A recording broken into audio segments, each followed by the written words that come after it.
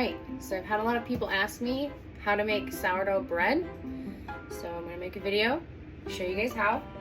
So I always use the King Arthur organic bread flour, and you will need a measuring device for sure to make sure your measurements are accurate.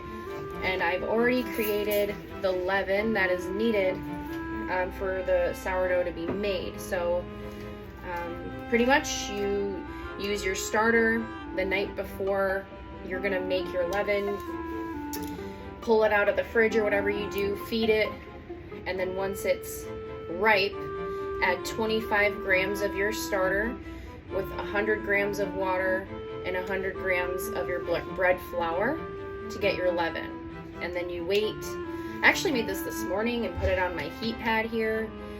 So it's probably been about, I don't know, 10 hours or so, maybe a little under that. So it is ready. It's doubled in size. I take a little rubber band to show me like if it's doubled or not. So 2 loaves are what this recipe makes. So how you're gonna start is you're gonna turn your measuring device on.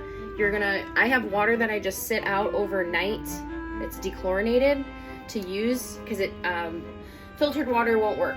It needs to have a life in it in some way, shape, or form. So we do 700 grams of water, 5, 6, 7, and then I sometimes use like a spoon to kind of get out the extra, because I try to be as precise as I can. So 702, close enough. So 700 grams of water, and then you do 1,000 grams of flour. So you can mix flours. I particularly have found that I like a majority of the bread flour to be the white flour, but I also have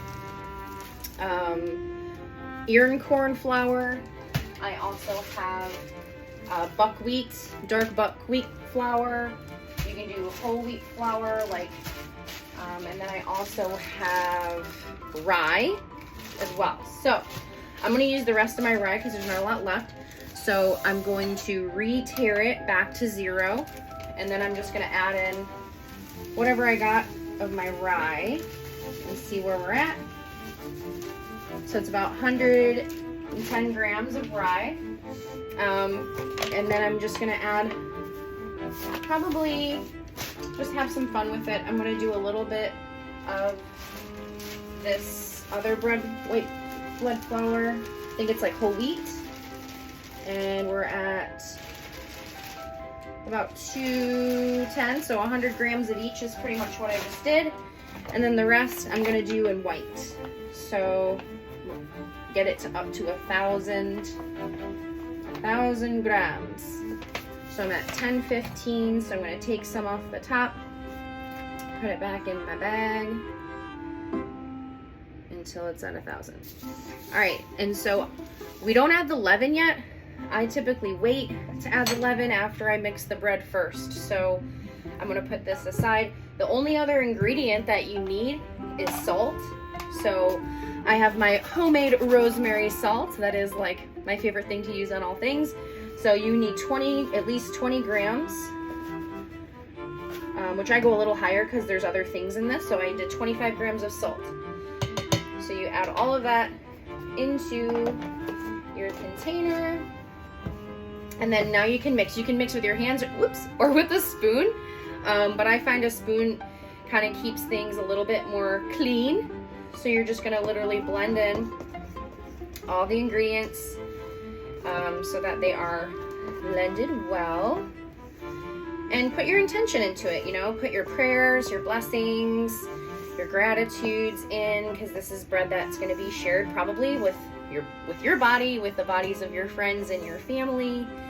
So it's always good to pray and put intentions into your bread creations, because these are living cultures that we're adding in to the bread. You know, these are alive. I call my starter Marge. That's kind of my my bread name is Marge. So Marge is alive, so treat her like so. Another great tool that is super helpful to have is one of these guys, these bench scrapers. You're going to use that a lot later on in the video. So we're just going to blend this, and then once it's pretty well blended, I'm going to wait about between like 10 minutes to 30 minutes, and then I'm going to add the leaven to this once it's done, because I just like these ingredients to get together and combine and rise, and like once you add the salt to the leaven, it kind of starts to counteract each other, I guess, if you will. So I just blend these two together and then add the leaven later. And so I'll come back in about 20 minutes or so and add the leaven to show you kind of what the consistency should look like. Hey everyone, so I wanted to kind of explain the starter, or what I call her Marge. This is Marge. She is the starter to the sourdough. So how do you take care of sourdough? Some people make it a big deal, like it's super hard. It's really not.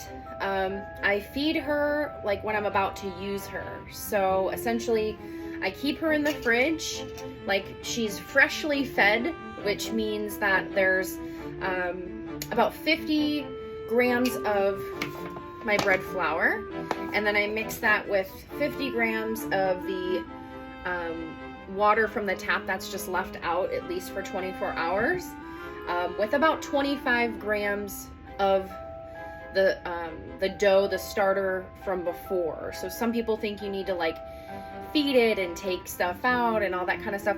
I do have my leftover starter here, which is like all the prior marges, if you will, because it will grow. So essentially I feed her, I put her in the fridge, keep her cool. Same thing with the old Marge, which you can use to make really delicious sourdough pizza, biscuits, anything like that. It's like pretty much homemade yeast, and it's made in your own environment. So it's an alternative in that regard. But essentially, yeah, take Marge, put her in the fridge. I pull her out, like since she's freshly fed, I'll pull her out maybe 2 days before I'm going to make bread. So yeah, I pull Marge out of the fridge, put her on the counter, I open her up, and I typically get like a coffee filter, put it on top with like a rubber band when she's out on the counter, like so. And you can just leave her out, and then after about a day, she'll double in size, get bubbly, and then she'll kind of fall back down, kind of a thing. So then what you're gonna do, because it's active now, when you make your bread, is you're going to get a larger container, something like this. You're gonna take 25 grams of Marge and mix her with 100 grams of the flour and 100 grams of the water, and then leave her out overnight. Or if you have a heat pad like I do over here, you can make the time in half by putting her on something warm. And then you make the bread with this leaven after you have, so you have your Marge makes the leaven makes the bread, and then you can keep Marge, just put her when you refeed her once you've taken what you need. You can what I do is I take the remainder, I take 25 grams, I leave, or I just dump most of the container into the extra, and then I again add the 50 grams of flour with the 50 grams of water to get her food, and then put her in the fridge. And then again, when you take her out of the fridge, she starts to eat the food since it's warm, and the temperature is what allows her to do that. So I hope that was clear. Alright, so I just want to show you what it looks like before I add the leaven in and before I let it sit for about 30 minutes. It's still kind of chunky. It's definitely really dense. So I usually get like a cloth and put it over this and just leave it out on the counter for, like I was saying, 15 to 30 minutes. So see you then. And we're back. It's been a little longer than 30 minutes though, but that's okay. It doesn't really look too different.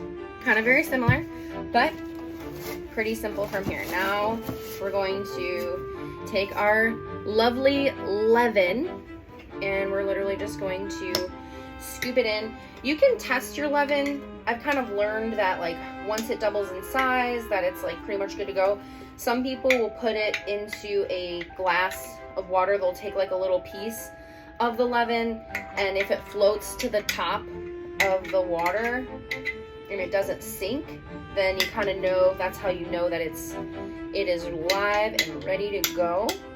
So we're just gonna do our best. It's pretty sticky, that's why I like to not use my hands, and just scoop as much of it that you can into the container. Having a long spoon helps, and you don't have to get like all of it, but you're putting the leaven in, and then you get to just like mix it in however you want to kind of mix it in, and it'll kind of get, you know, you definitely want to make sure it's thoroughly mixed so that it's like evenly distributed. At this point is kind of when I will use my hands after it gets to a certain point, because this is kind of the initial mix, and you get to be a little messy, and you get to put your own love into it with your hands as well. So just do your best to try to integrate it, all the leaven, into this big ball of dough. And now I'm just gonna kind of dig in, like it's gonna get messy. So just like grab it, stretch it, and kind of just, there's no really right or wrong way to do it. But I sometimes even just grab it like this, and it's just like a big sticky ball. And the first mix is important to be the most thorough mix. So I spend maybe 5 to 8 minutes playing with this dough ball, if you will, and just really like spinning it, stretching it, smushing it, and having a little bit of fun with it. Again, being intentional about it. And then once it's all beautifully integrated, then we're gonna it's kind of gonna be a cycle where we're gonna let it sit for 30 minutes, and we're gonna come back and we're gonna stretch it in the bowl. So this is the first like out of the bowl stretch. Some people will like slap it on the counter, pull it, but I just like to kind of keep it off the counter and just use both my hands. There is still some leaven inside the bowl, so I'm gonna try to scoop that up also into this dough ball, and just kind of keep playing with it, kind of like warm it up, if you will. It is really sticky, so yeah, just warm it up with your hands, with the movement. You'll notice it'll start to get a little bit more elasticy, and that's what you want. You want it to get stretchy and have the gluten replicate, which is like the protein of the bread. So and that's the point of letting it rest for 30 minutes, stretch, come back, let it rest some more, because it helps to duplicate the leaven and the stretchability of the bread, so that it's nice and firm, but crunchy and all that kind of stuff that sourdough bread is. So once it kind of starts to not be so globby, and like you can feel like it's mixed really well, there's a good amount of like stretchiness, definitely works your muscles out while you're doing this process. So but yeah, once you feel like your intentions are complete and the bread is mixed pretty well, then we're just gonna set it back into the bowl, cover it with a linen cloth, and set the timer for 30 more minutes. So that's kind of as good as it's gonna get. And I kind of take my bench scraper and I'll just like scrape off my hands and get as much as I can back into the bowl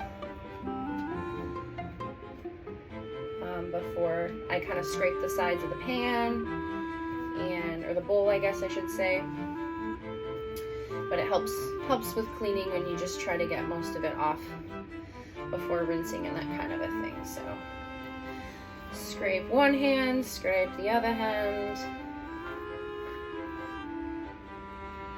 We want all of the bread that we can. So once you feel satisfied with your hand bread removal, your dough bread removal with the bench scraper, we're gonna go ahead and use it to scrape the sides of the pan. So just go all the way around, get as much as you can off the sides, and then I kind of like bring it in towards the middle to make like a nice dough ball in the center of the bowl. And now the magic's gonna happen. Now it's gonna start like rising. So take your linen cloth, cover it up, set the timer for 30 minutes. Maybe go read a book, or you know, it's kind of fun when you do dough, when you make bread, because you can be intentional with the time, because it's timing you every 30 minutes, so you can go do something in 30 minutes and come back and continue creating your beautiful bread. So see you in 30 minutes. All right, it's been about 30 minutes, so this is the next steps. We're going to open her up, and we're going to do a north, south, east, west stretch. It is what it sounds like. So we're going to kind of bench scrape the north, or the top. You don't necessarily have to be directionally aligned, but the top. And we're going to kind of tuck our fingers under, and we're just going to lift her up like so until she kind of starts to break a little bit, and then just rest her down. We're going to turn it and then do the other side.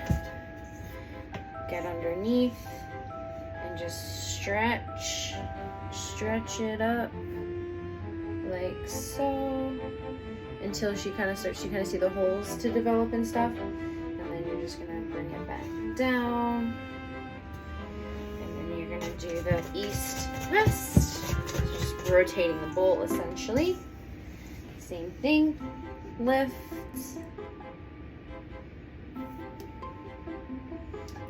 up until it starts to tear. This is what helps to duplicate the gluten and just get nice firm bread. And then one more on the south, or I guess what would this be, the west? I don't know. The last side. You'll notice like the first one will be kind of the stretchiest, and then the other ones won't necessarily be as stretchy because there's the other layers on top of it. But the goal is to get it to where it doesn't rip. So as we let it rest each time, you'll notice that it'll get stretchier, and we do a window pane test, which you'll see later. So that's it. That's your north, south, east, west. I kind of do a little bringing back to the center, which you can do or not, no big deal. It's really just like it's not quite a formed thing yet, but now we cover it, we wait 30 more minutes. One of the techniques I like is the squeeze and twist. I'll just kind of take the recently added leaven to the dough before kind of picking it up and using it with my hands as the squeeze and pull. So I just kind of go in, squeeze, I guess it's a squeeze twist pull, and it's kind of like replicating a dough mixer in a lot of ways, is when you do something like this as a technique of mixing the bread. But have fun with it. There's a lot of ways to do it, and this is just one way that I like, the toroidal way of kind of like spinning it in. Like with each spin you can say like, I am healthy, I am strong, I am powerful, I am full of life, I am intentional. So just something fun. All right, 30 minutes have passed. Here's our dough. So we're going to do something called the window pane test. So where you kind of take that piece of it and you kind of pull it just to see how stretchy it is. And this is actually already pretty stretchy. It took a lot before it broke. But I'm gonna do it one more time. That kind of tells me that it's almost pretty much there. So one more north, south, east, west stretch. And then after I'm done with this, I'm just gonna let it sit out depending on the temperature and your environment and stuff like that. Maybe 3 hours, 2 hours, 5 hours. It really depends. But I'll be able to show you what the bread should look like, or what the dough should look like when it's ready to be shaped and put into the boule. So you see how it's like, you get like a membrane almost? That's good. That is what you want.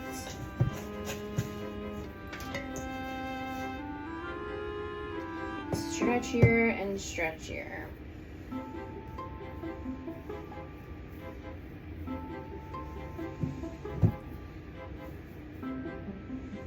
Look how stretchy it can be, right? It's pretty impressive.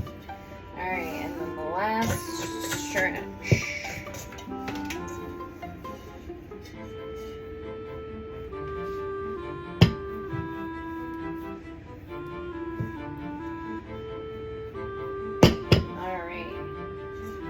There she is. All right, cover her back up.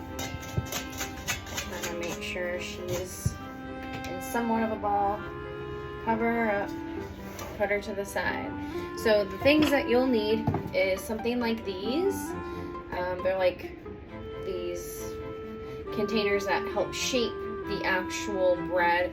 So you keep the linen on top of these wooden containers, and I typically use, it is like a organic white rice flour to really coat the linen. If you don't have one of these, that's fine. I typically like to do the longer ones because then it's nice to slice it into the longer bread. But you can use like a regular bowl, and then what you're going to want is like a linen cloth or a cheesecloth, and you're going to want to put it in the bowl. And you're really going to want to generously coat it with the flour, the rice flour, or I typically do rice flour, and just make sure it's super generously coated so that the bread doesn't stick to the linen and destroy all of your hard work. So we're going to wait a couple hours and see where the bread is at, and I'll show you how to divide it, roll it, put it in, and then we're going to put it into the fridge overnight to ferment, and then we're going to bake it tomorrow. Okay, it's been about 4 hours, a little bit over. Let's check our bread. So you can see it's not sticky on the top. There may be some little bubbles, and it's kind of like rounded around the edge. Rounded around the edge. So that's when you kind of know. You can, you don't want to overproof it. You don't want it to get too big. But when it's risen a good amount and it's not sticky, then it's ready for the next step. So you're going to need a clear countertop, and then you use your organic white rice flour is what I typically use. And it doesn't need a lot, but just do like a little sprinkle on the top of the actual bowl, and then lightly dust your surface area. Okay, so then you're going to take your bench scraper and you're just going to kind of go all the way around it and just kind of scoop it into a nice tight ball, and then you're going to slowly like start to kind of pull it out of the bowl and get all the pieces that you can. And just try to keep it in its whole unit as best as you can. All right, big dough ball. Now let me see if I can zoom in. No zooming in. Okay.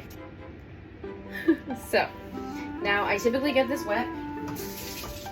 It helps to cut it. So I have two different baskets. One's bigger than the other. I still try to cut them around the same size. Maybe one just a little bit smaller. So let's see. Try to kind of cut up and through. All right, so we have two chunks. So now we're going to turn them into tight rolls that we're going to put into the fridge. So I kind of like just get them in their spots and I pull it out this way, kind of tucking it out and over and kind of pulling it out, making it a little fatter. Same thing down here. And then I'm going to just flop it about halfway in, like so. I'm going to take the top half, flop that down, like so. And then I kind of take my bench scraper. Alright, and if it's a little sticky, I kind of dust it a little bit, but not a lot, not a lot, not a lot. Alright, and then you kind of jelly roll style, tuck it in. And just be as tight as you can with like tucking it in, rolling it like a big jelly roll until it gets to the very end. And then bench scraper is your friend. Before you do this, it is important to make sure that your bowl is pretty well dusted. Mine's been used a few times, so it's kind of like broken in. But if it's like a new linen, you definitely want to generously get it filled with flour. So fill it with flour. Not too much, but just kind of dust around the edges like that. Okay. So this one's a little bit smaller. So I'm going to bench scrape it and grab it. Put it in seam side down. So it's seam side down into the linen cloth bowl. And then we have the second one. Kind of redust the surface a little bit. Bring this baby over. Kind of do it a little differently so you guys can maybe get a better view. You kind of just want to take the two sides out. So pull it on one side, pull it out on the other, fatten it up a little bit. Alright, and then you bring it halfway in one way. Tuck it and bring it halfway in the other. And then, again, now you're going to jelly roll style it in towards itself. Tucking and folding. And then use your bench scraper. Pick them up, plop them into the bowl. Alright. Now you have two of them. And keep your workstation clean. And then what I typically do is wait for about like 5 minutes, and then you stitch them together to make the seam. Just you want to make the bun really tight so that it ferments really well. So I'll show you how that is done in the next video.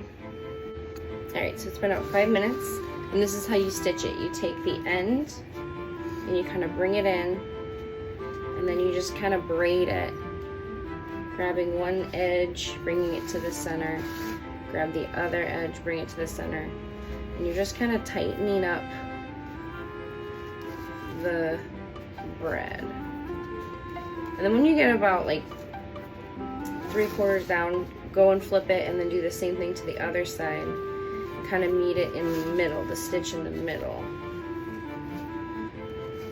Alright, there's one stitched together. And the other one, same thing, bring the middle up, braid it in, make it nice and tight. Should still be a little sticky. And flip it, do the same thing to the other side, bringing it into the middle. Stitching in your good wishes. And there it is. So, now that they're stitched together, what we do is we get our cling wrap. We cling wrap it, and we spray it. This is how I do it. I spray it with oil first, so it doesn't stick to the bread. I use hemp oil, and then I just put it on top, and I kind of like crinkle it in so that the edges, everything's kind of covered and it's completely airtight, because we want to keep all the moisture inside of this baby so that when it cooks, it kind of steams it. So you just cover it up nice and tight like that for both ones, like so. And then you put it in the fridge overnight, and then we bake it tomorrow. All right, so it is the next day, and these are what they look like with the saran wrap on. So I typically will preheat the oven with the Dutch oven inside of it for at least an hour at like 450, and then you want to, before you put the bread in, put it down to 425 degrees. I always have a oven temperature gauge in there because everyone's oven's different and the temperature is important. So Dutch oven is also a game changer. Highly recommended if you're going to make sourdough bread. So the next step is parchment paper. I typically really use the same one a couple of times.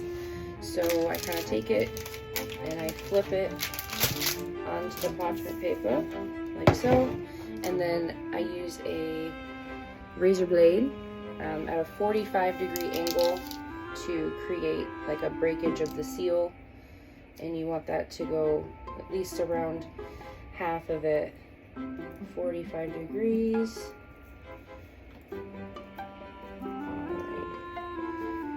Like so. Alright, kind of brush off the extra, and then you get your Dutch oven and just put this baby right inside, put the lid on, and you bake it at 425 for 40 minutes, and then you take the lid off and you bake it for another 10 minutes, and then it is complete.